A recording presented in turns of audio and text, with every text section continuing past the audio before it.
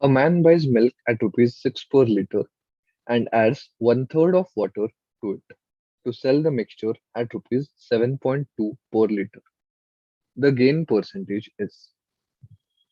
Now, as the person is adding one third of water, for simplification of our calculations, let's assume the man buys 3 liters of milk.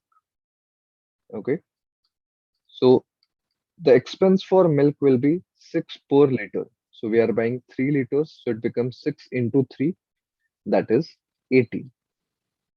Now, the person is adding water, so one third of 3, that becomes 1 liter of water.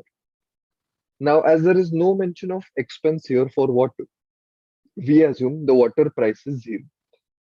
So, therefore, now the milkman has 4 liters of milk for which the cost price is 18. Now he is selling 4 liters at rupees 7.2 per liter. So the selling price will be 7.2 into 4, that is 28.8. Now we will get a profit here of 28.8 minus 18, that is 10.8.